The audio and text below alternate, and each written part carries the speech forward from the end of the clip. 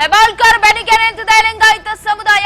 ವೀರಶೈವ ಲಿಂಗಾಯತ ಮಹಾಸಭಾ ಸೂಕ್ತ ತನಿಖೆಗೆ ಒತ್ತಾಯವನ್ನ ಮಾಡುತ್ತಿದ್ದು, ಮಹಾಸಭಾದ ಅಧ್ಯಕ್ಷರಾಗಿರುವ ಶಾಮನೂರು ಶಿವಶಂಕರಪ್ಪನವರ ಕಡೆಯಿಂದ ಮತ್ತೆ ಒತ್ತಡ ಕೇಳಿ ಬರ್ತಾ ಇದ್ದು, ಲಿಂಗಾಯತ ಸಮುದಾಯ ವೀರಶೈವ ಲಿಂಗಾಯತ ಮಹಾಸಭಾ ಸೂಕ್ತ ತನಿಖೆಗೆ ಒತ್ತಾಯವನ್ನ ಮಾಡ್ತಾ ಇದೆ. ಸಚಿವೆ ಲಕ್ಷ್ಮಿ ಹೆಬ್ಬಾಳ್ಕರ್ ವಿರುದ್ಧ ಅಶ್ಲೀಲ ಪದ ಬಳಕೆ ಆರೋಪಕ್ಕೆ ಸಂಬಂಧಪಟ್ಟಂತೆ ರಾಜ್ಯ ರಾಜಕೀಯದಲ್ಲಿ ಟ್ವಿಸ್ಟ್ ಪಡೆದುಕೊಳ್ಳುತ್ತಾ ಇರುವ ಪ್ರಕರಣ. ಹೆಬ್ಬಾಳ್ಕರ್ ಬೆನ್ನಿಗೆ ಈಗ ಲಿಂಗಾಯತ ಸಮುದಾಯ ನಿಂತಿದೆ. ವೀರಶೈವ ಲಿಂಗಾಯತ ಮಹಾಸಭಾ ಸೂಕ್ತ ತನಿಖೆಗೆ ಒತ್ತಾಯವನ್ನ ಮಾಡ್ತಾ ಇದೆ. ಮಹಾಸಭಾದ ಅಧ್ಯಕ್ಷರಾಗಿದ್ದ ಶಾಮನೂರು ಶಿವಶಂಕರಪ್ಪ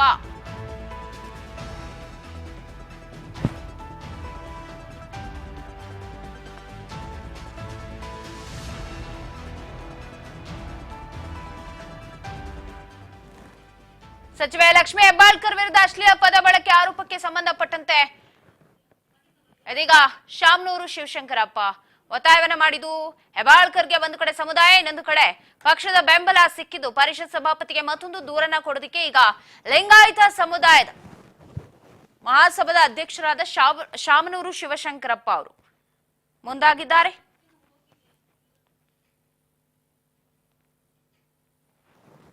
ಹೆಬ್ಬಾಳ್ಕರ್ಗೆ ಒಂದು ಕಡೆ ಸಮುದಾಯ, ಮತ್ತೊಂದು ಕಡೆ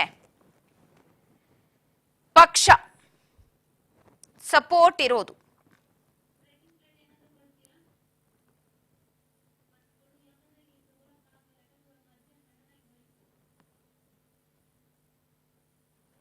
ಅಶ್ಲೀಲ ಪದ ಬಳಕೆ ಮಾಡಿದ್ರು ಸಿಟಿ ರವಿ ಅನ್ನೋ ವಿಚಾರಕ್ಕೆ ಸಂಬಂಧಪಟ್ಟಂತೆ ರಾಜ್ಯ ರಾಜಕೀಯದಲ್ಲಿ ದಿನಕ್ಕೊಂದು ಕ್ಷಣಕ್ಕೊಂದು ಟ್ವಿಸ್ಟ್ ಅನ್ನ ಪಡೆದುಕೊಳ್ತಾನೆ ಇದೆ. ಸೊ ಇದೀಗ ಲಕ್ಷ್ಮಿ ಹೆಬ್ಬಾಳ್ಕರ್ ಬೆನ್ನಿಗೆ ನಿಲ್ತಾ ಇದೆ ಲಿಂಗಾಯತ ಸಮುದಾಯ.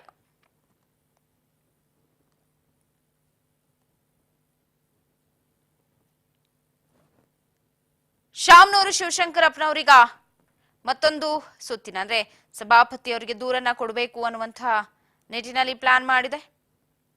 ದೂರನ್ನ ಕೊಡೋದಿಕ್ಕೆ ಮುಂದಾಗಿದೆ ಲಿಂಗಾಯತ ಸಮುದಾಯ.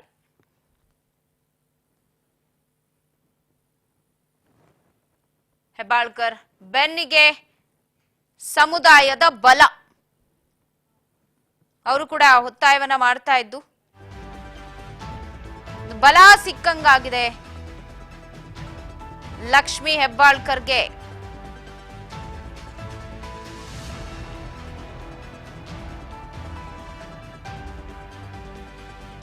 ಹೆಬ್ಬಾಳ್ಕರ್ಗೆ ಒಂದ್ ಕಡೆ ಸಮುದಾಯ, ಇನ್ನೊಂದು ಕಡೆ ಪಕ್ಷದ ಬೆಂಬಲ ಸಿಕ್ತಿದ್ದು.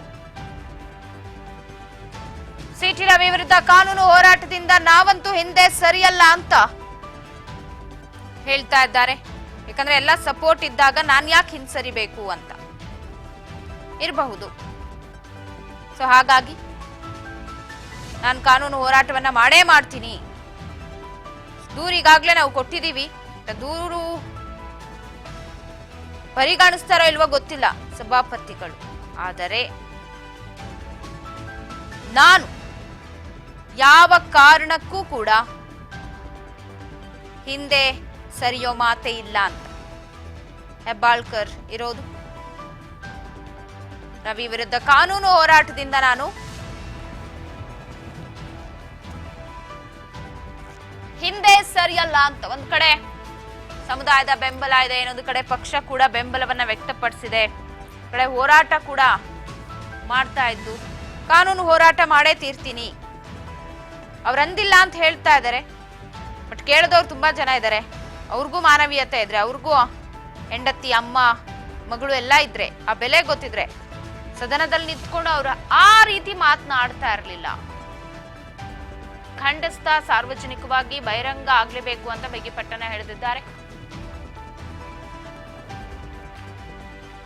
ಹೆಬ್ಬಾಳ್ಕರ್ಗೆ ಒಂದ್ ಕಡೆ ಸಮುದಾಯ, ಮತ್ತೊಂದು ಕಡೆ ಪಕ್ಷ ಬೆಂಬಲವನ್ನ ಸೂಚಿಸ್ತಾ ಇರೋದು. ನಾನಂತೂ ಕಾನೂನಿನ ಹೋರಾಟ ಮಾಡೇ ಮಾಡ್ತೀನಿ,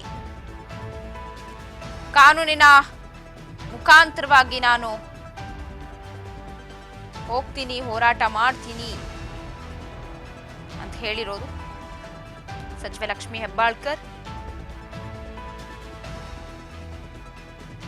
ಸದ್ಯ ಹೆಬ್ಬಾಳ್ಕರ್ಗೆ ಒಂದು ದೊಡ್ಡ ಬೆಂಬಲ ಸಿಕ್ಕಿದೆ, ಒಂದು ಪಕ್ಷದ ಸಪೋರ್ಟ್ ಇದೆ. ಇನ್ನೊಂದು ಕಡೆ ಸಮುದಾಯ ಕೂಡ ಅವ್ರ ಬೆನ್ನಿಗೆ ನಿಲ್ತಾ ಇರೋದ್ರಿಂದ ದೊಡ್ಡ ಮಟ್ಟದ ಬೆಂಬಲ ಅಂತೂ ಸಿಗ್ತಾ ಇದೆ ಸಚಿವೆ ಲಕ್ಷ್ಮೀ ಹೆಬ್ಬಾಳ್ಕರ್ಗೆ. ಸೊ ಹಿನ್ನೆಲೆ ನಾನು ಕೈ ಕಟ್ಟಿ ಕೂರಲ್ಲ, ಕಾನೂನು ಹೋರಾಟದಿಂದ ಹಿಂದೆ ಕೂಡ ಸರಿಯಲ್ಲ, ಹೋರಾಟ ಮಾಡೇ ತೀರ್ತೀನಿ ಅಂತ ಮುಂದಾಗಿದ್ದಾರೆ ಲಕ್ಷ್ಮೀ ಹೆಬ್ಬಾಳ್ಕರ್.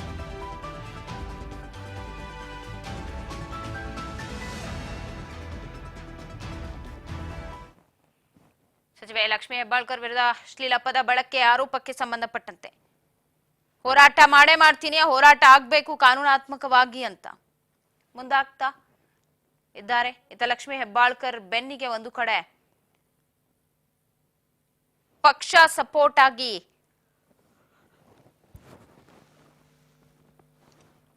ನಿಂತಿದೆ, ಇನ್ನೊಂದು ಕಡೆ ಲಿಂಗಾಯತ ಮಹಾಸಭಾ ಅದರ ಅಧ್ಯಕ್ಷರಾದ ಶಾಮನೂರ್ ಶಿವಶಂಕರಪ್ಪನವರು ನಾನು ಕೂಡ ಸಭಾಪತಿ ಒಂದು ದೂರನ್ನ ಕೊಡ್ತೀವಿ, ಒತ್ತಾಯವನ್ನ ಮಾಡ್ತೀವಿ, ಕ್ರಮ ಕೈಗೊಳ್ಳಬೇಕು ಅನ್ನೋ ನಿಟ್ಟಿನಲ್ಲಿ ಈಗ ನಡೆದಿದೆ ಮಾತುಕತೆ.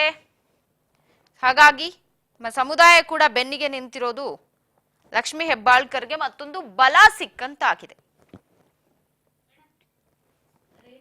ಹೆಬ್ಬಾಳ್ಕರ್ ಬೆನ್ನಿಗೆ ಈಗ ಪಕ್ಷ ಪ್ಲಸ್ ಸಮುದಾಯ ನಿಂತಿದ್ದು, ನಾನಂತೂ ಯಾವುದೇ ಕಾರಣಕ್ಕೂ ಹಿಂದೆ ತಗ್ಗಿಯಲ್ಲ ಇಟ್ಟ ಹೆಜ್ಜೆಯನ್ನ, ಕಾನೂನು ಹೋರಾಟ ನಾನು ಮಾಡೇ ಮಾಡ್ತೀನಿ ಅಂತ ಹೇಳಿ ಮುಂದಾಗಿದ್ದಾರೆ.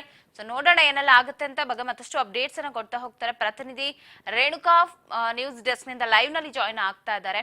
ರೇಣುಕಾ, ಬೆಳಗಾವಿಯಲ್ಲಿ ಲಕ್ಷ್ಮೀ ಹೆಬ್ಬಾಳ್ಕರ್ ವಿರುದ್ಧ ಅಶ್ಲೀಲ ಪದ ಬಳಕೆ ಮಾಡಿದ್ರು ಸಿಟಿ ರವಿ, ಒಂದ್ ದೊಡ್ಡ ಹೈಡ್ರಾಮಾನೇ ರಾಜ್ಯ ರಾಜಕೀಯದಲ್ಲಿ ಕ್ರಿಯೇಟ್ ಆಗಿತ್ತು. ಸೊ ಆದ್ರೂ ಕೂಡ ಕಾನೂನಾತ್ಮಕವಾಗಿ ಯಾವುದೇ ರೀತಿಯ ಶಿಕ್ಷೆ ಆಗ್ತಾ ಇಲ್ಲ, ಸಭಾಪತಿ ಕೂಡ ಯಾವುದೇ ದೂರನ್ನ ಅಕ್ಸೆಪ್ಟ್ ಮಾಡ್ತಾ ಇಲ್ಲ ಅನ್ನೋ ಬೇಸರ ಕೂಡ ಖಂಡಿತ ಇದ್ದೇ ಇದೆ ಲಕ್ಷ್ಮೀ ಹೆಬ್ಬಾಳ್ಕರ್ಗೆ. ಈಗ ಪಕ್ಷದ ಜೊತೆಗೆ ಸಮುದಾಯ ಕೂಡ ಬೆನ್ನಿಗೆ ನಿಂತಿರೋದು ಬಲ ಸಿಕ್ಕಂಗಾಗಿದೆ ಅಂತ. ಖಂಡಿತವಾಗ್ಲೂ ಪವಿತ್ರ, ಏನು ಬೆಳಗಾವಿ ಅಧಿವೇಶನದಲ್ಲಿ ಆ ಒಂದು ಘಟನೆಯಿಂದ ಇಡೀ ರಾಜಕೀಯದಲ್ಲೇ ಭಾರಿ ಸಂಚಲನವನ್ನು ಕೂಡ ಮೂಡಿಸಿರುವಂಥದ್ದು.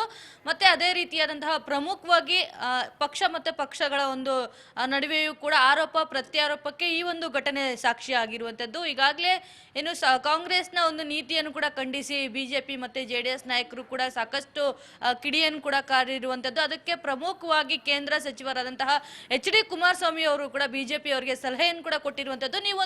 ಈ ಒಂದು ವಿಚಾರವನ್ನು ಬಹಳ ಗಂಭೀರವಾಗಿ ತೆಗೆದುಕೊಂಡು ಮುಂದಿನ ದಿನಗಳಲ್ಲಿ ಇದರ ವಿರುದ್ಧ ದೊಡ್ಡ ಮಟ್ಟದಲ್ಲಿ ಹೋರಾಟ ಮಾಡಬೇಕು ಅಂತೇಳಿ ಅವರು ಕೂಡ ಈಗಾಗಲೇ ಸಲಹೆಯನ್ನು ಕೂಡ ಕೊಟ್ಟಿರುವಂಥದ್ದು. ಅದೇ ರೀತಿಯಾದಂತಹ ಏನು ವರಿಷ್ಠರು ಒಂದು ಅನುಮತಿಯನ್ನು ಕೊಟ್ಟರೆ ಇಡೀ ಬೆಂಗಳೂರಿನಿಂದ ಬೆಳಗಾವಿವರೆಗೂ ಬೆಳಗಾವಿ ಚಲೋ ರೀತಿಯಲ್ಲಿ ಒಂದು ಬೃಹತ್ತಾದ ಹೋರಾಟವನ್ನು ಕೂಡ ಮಾಡ್ಕೊಂಡು ಹೋಗಬೇಕು ಅಂತೇಳಿ ಕೂಡ ಈಗಾಗಲೇ ಬಿಜೆಪಿ ನಾಯಕರು ಕೂಡ ಎಲ್ಲ ತಯಾರಿಯನ್ನು ಕೂಡ ಮಾಡ್ಕೊಂಡಿರುವುದು. ಕೇವಲ ವರಿಷ್ಠರ ಒಂದು ಅನುಮತಿಗಾಗಿ ಈಗ ಕಾಯ್ತಾ ಇರುವಂಥದ್ದು. ಅದಕ್ಕೆ ಪೂರಕವಾಗಿ ಈಗಾಗಲೇ ಸಂಸದರು ಮತ್ತೆ ಶಾಸಕರು, ಒಂದಿಷ್ಟು ಬಿಜೆಪಿಯ ಮಾಜಿ ಸಚಿವರು, ಕೇಂದ್ರ ಸಚಿವರು ಕೂಡ ಈಗಾಗಲೇ ಬಿಜೆಪಿ ಮತ್ತೆ ಪ್ರಮುಖವಾಗಿ ಸಿಟಿ ರವಿ ಅವ್ರಿಗೆ ಈಗಾಗಲೇ ಅವ್ರಿಗೆ ಬೆಂಬಲವನ್ನು ಸೂಚಿಸ್ತಾ ಇರುವಂಥದ್ದು. ಅವರಿಗೆ ನಡೆದಂತಹ ಆ ಒಂದು ಅನ್ಯಾಯ ಪ್ರಮುಖವಾಗಿ ಬೆಳಗಾವಿಯಲ್ಲಿ ಒಂದು ಪೊಲೀಸ್ ಠಾಣೆಯಲ್ಲಿ ಏನೆಲ್ಲ ಘಟನೆ ಆಯಿತು, ಈ ಒಂದು ವಿರುದ್ಧವಾಗಿ ಅವರ ಒಂದು ಪರವಾಗಿ ನಿಂತ್ಕೊಳ್ಳಕ್ಕೆ ಬಿಜೆಪಿ ಹೈಕಮಾಂಡ್ ನಾಯಕರು ಇದ್ದಾರೆ. ಪ್ರಸ್ತುತ ರಾಜ್ಯದಲ್ಲಿರ್ತಕ್ಕಂಥ ಎಲ್ಲ ಬಿಜೆಪಿ JDSನವರು ಕೂಡ ಅವ್ರ ಪರವಾಗಿ ಹೋರಾಟ ಮಾಡ್ತೇವೆ ಅಂತಕ್ಕಂಥ ಹೇಳಿಕೆಗಳನ್ನು ಕೂಡ ಈಗಾಗಲೇ ಕೊಡ್ತಾ ಇರುವಂಥದ್ದು. ಇನ್ನು ಸಿಟಿ ರವಿ ಅವ್ರಿಗೂ ಕೂಡ ಟಕ್ಕರ್ ಕೊಡುವ ಒಂದು ನಿಟ್ಟಿನಲ್ಲಿ ಕೂಡ ಸಚಿವೆ ಲಕ್ಷ್ಮೀ ಹೆಬ್ಬಾಳ್ಕರ್ ಅವರು ಕೂಡ ಈಗಾಗಲೇ ಎಲ್ಲಾ ರೀತಿಯಾದಂತಹ ತಯಾರಿಯನ್ನು ಕೂಡ ಮಾಡ್ಕೊಂಡಿರುವಂಥದ್ದು. ನಿನ್ನೆಯೂ ಸಹ ಅವರು ಏನು ಸಿಟಿ ರವಿ ಅವರ ವಿರುದ್ಧ ಮತ್ತೊಮ್ಮೆ ಆಕ್ರೋಶವಾಗಿ ವಾಗ್ದಾಳಿಯನ್ನು ಕೂಡ ಮಾಡಿರುವಂಥದ್ದು. ಈ ಒಂದು ವಿಚಾರಕ್ಕೆ ನಾನು ಪ್ರಧಾನಿ ಮೋದಿ ಅವರನ್ನೇ ಭೇಟಿ ಆಗ್ತೀನಿ, ಅವರ ಒಂದು ಸಮಯ ಕೊಟ್ರೆ ನೇರವಾಗಿ ಅವರಿಗೆ ಭೇಟಿಯಾಗಿ ಇಲ್ಲಿ ನಡೆದಂತಹ ಒಂದು ಘಟನೆ ಬಗ್ಗೆ ವಿವರಿಸ್ತೀನಿ, ಅಗತ್ಯ ಬಿದ್ರೆ ರಾಷ್ಟ್ರಪತಿ ಅವ್ರಿಗೂ ಕೂಡ ಪತ್ರ ಬರೀತೀನಿ ಅಂತಕ್ಕಂಥ ಮಾತುಗಳನ್ನು ಕೂಡ ಈಗಾಗಲೇ ಸಚಿವರು ಹೇಳಿರುವಂಥದ್ದು.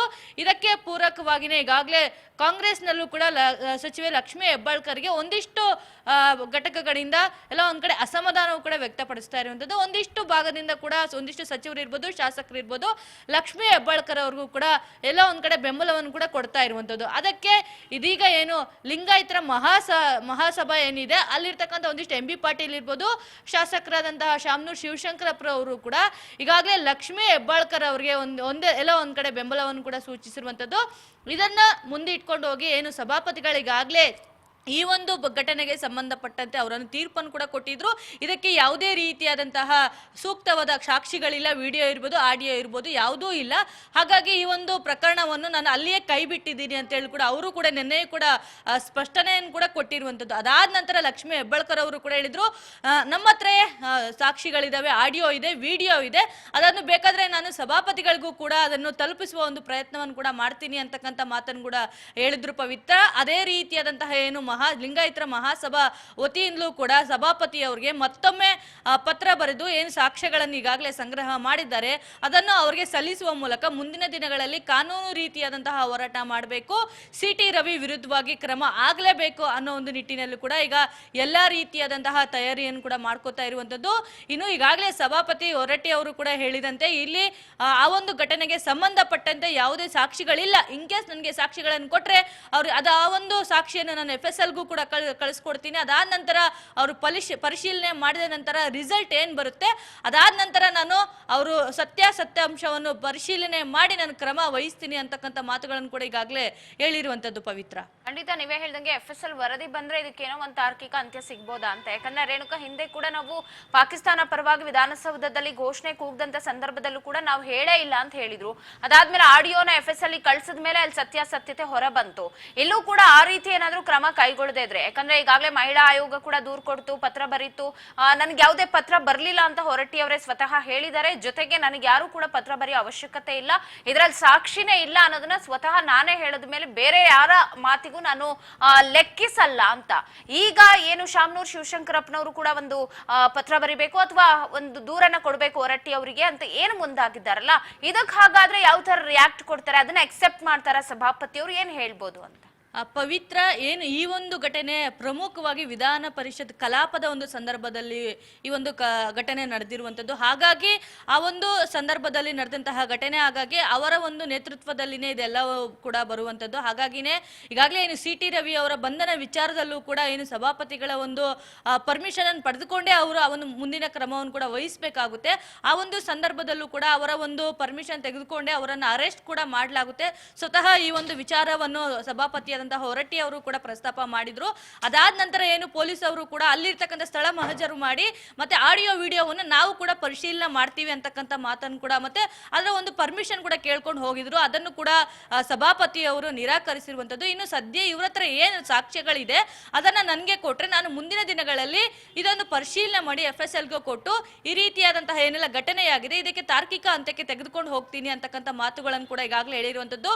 ಕೇವಲ ಏನು ವಿಧಾನ ಪರಿಷತ್ ಒಂದು ಕಲಾಪ ಸಂದರ್ಭದಲ್ಲಿ ನಡೆದಂತಹ ಈ ಘಟನೆಗೆ ಅವರೇ ಒಂದು ಪ್ರಮುಖವಾದ ಒಂದು ಮುಂದಾಳತ್ವವನ್ನು ವಹಿಸ್ಕೋಬೇಕಾಗುತ್ತೆ. ಯಾಕೆಂದ್ರೆ ಅವ್ರಿಗೆ ಈ ಒಂದು ಯಾವುದೇ ರೀತಿಯಾದಂತಹ ಕ್ರಮ ತೆಗೆದುಕೊಳ್ಬೇಕು ಅಂದ್ರೆ ಅವ್ರಿಗೆ ಪ್ರಮುಖವಾದ ಅಧಿಕಾರವನ್ನು ಕೂಡ ವಹಿಸಲಾಗಿದೆ. ಹಾಗಾಗಿ ಈ ಒಂದು ಎಲ್ಲಾ ಘಟನೆಗೆ ಪ್ರಮುಖವಾಗಿ ಪ್ರಕರಣಕ್ಕೆ ಸಂಬಂಧಪಟ್ಟಂತೆ ಏನೆಲ್ಲ ಕಾನೂನು ಕ್ರಮ ಹೋರಾಟ ಮಾಡಬೇಕು, ಮುಂದಿನ ದಿನಗಳಲ್ಲಿ ಯಾವ ರೀತಿ ಹೋರಾಟ ಮಾಡಬೇಕು ಅನ್ನೋದ್ರ ಬಗ್ಗೆಯೂ ಕೂಡ ಸಭಾಪತಿ ಅವರ ಒಂದು ಅನುಮತಿ ಪಡೆದುಕೊಂಡೇ ಮುಂದಿನ ಒಂದು ಹೆಜ್ಜೆಯನ್ನು ಕೂಡ ಹಾಕಬೇಕಾಗುತ್ತೆ. ಹಾಗಾಗಿ ಅವರು ಕೂಡ ಈಗಾಗಲೇ ಬಿಜೆಪಿ ಪರವೂ ಅಲ್ಲ, ಕಾಂಗ್ರೆಸ್ ಪರವೂ ಅಲ್ಲ, ನಾನು ಯಾರು ಪರವಾಗಿನೂ ಮಾತಾಡ್ತಾ ಇಲ್ಲ, ಸಾಕ್ಷಿಗಳಿದ್ರೆ ನಾನು ಅವರ ವಿರುದ್ಧವಾಗಿ ಕ್ರಮ ತೆಗೆದುಕೊಳ್ತೇನೆ ಅಂತಕ್ಕಂಥ ಮಾತುಗಳನ್ನು ಕೂಡ ಈಗಾಗಲೇ ಹೇಳಿರುವಂತದ್ದು ಪವಿತ್ರ. ಹಾಗಾಗಿ ಏನು ಲಕ್ಷ್ಮೀ ಹೆಬ್ಬಾಳ್ಕರ್ ಅವರು ತಮ್ಮ ಬಳಿ ಆಡಿಯೋ ವಿಡಿಯೋ ಇದೆ ಅಂತ ಏನು ಹೇಳ್ತಾ ಇದ್ದಾರೆ, ಆ ಒಂದು ವಿಡಿಯೋವನ್ನು ಪರಿಶೀಲನೆ ಮಾಡಿದ ನಂತರ FSLಗೆ ಕಳಿಸಿದ ನಂತರ ನಿಜವಾಗಿಯೂ CT ರವಿಯು ಆ ಒಂದು ಅಶ್ಲೀಲ ಪದವನ್ನು ಬಳಕೆ ಮಾಡಿದ್ರ ಅಥವಾ ಆ ಒಂದು ಆಕ್ರೋಶ ಭರಿತ ಒಂದು ವಾಗ್ದಾಳಿಯ ಒಂದು ಸಂದರ್ಭದಲ್ಲಿ ಬೇರೆ ರೀತಿಯಾದಂತಹ